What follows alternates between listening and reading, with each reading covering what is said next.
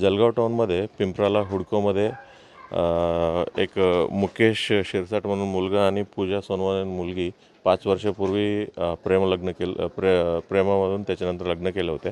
मुलींच्या घरच्या लोक याविषयी आवडत नव्हते.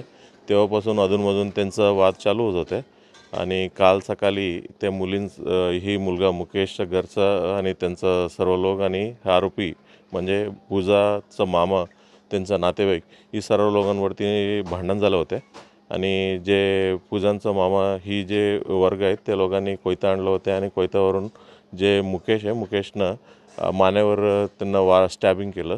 त्याच्यानंतर हॉस्पिटलला नेलं होतं आणि हॉस्पिटलमध्ये त्यांचा मृत्यू घोषित करण्यात आलं. त्याच्यावर आम्ही FIR रामानंद नगर पोलीस स्टेशनमध्ये FIR दाखल केलं आणि ते FIRमध्ये आतापर्यंत आम्ही 7 आरोपींना अटक करण्यात आलेलं आहे. जे अटक केलेल्या आरोपींचं नाव आहे सतीश केदार, सुरेश बनसोडे, विशाल गांगले, प्रकाश सोनवणे, बबलू बनसोडे, अविनाश सुरवडे आणि आणखीन एक अल्पवयीन मुलगा आहे. आणि त्याच्यानंतर 3 आरोपींचा अजूनही शोध आम्ही करत आहेत आणि ज्या गुन्ह्यामधलं सर्व आरोपींचं अटक करण्याचं आमचं टीम तयार केलेलं आहे.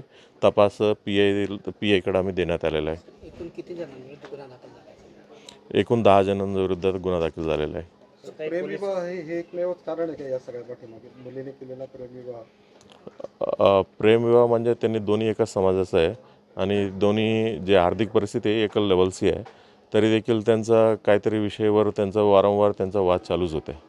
जेव्हा लग्न झाल्यापासूनच लग्नाला विरोध होता असं एक सांगितलं. लग्न झाल्यापासून म्हणजे त्यांचा काही ना काही कुजबूज चालूच होते आणि अजूनमधून त्यांचा वाद आणि पोलीस स्टेशनला येणं जाणं ही सर्व गोष्टी चालूच होते. तर काही पोलीस कर्मचाऱ्यांनी आरोपींना मदत केल्याचा आरोप होतोय.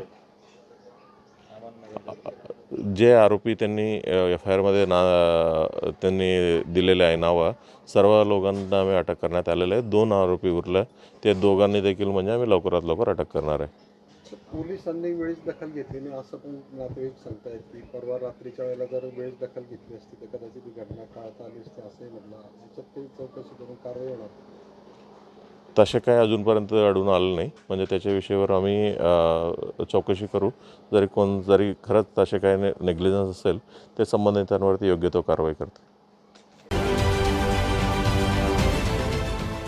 देश विदेशातील प्रत्येक घडामोडींचे लाईव्ह अपडेट मिळवण्यासाठी आता साम टीव्हीच्या सर्व सोशल मीडिया प्लॅटफॉर्मला लाईक, फॉलो आणि सबस्क्राईब करा. तसंच सर्व नोटिफिकेशनसाठी बेल आयकॉन प्रेस करायला विसरू नका.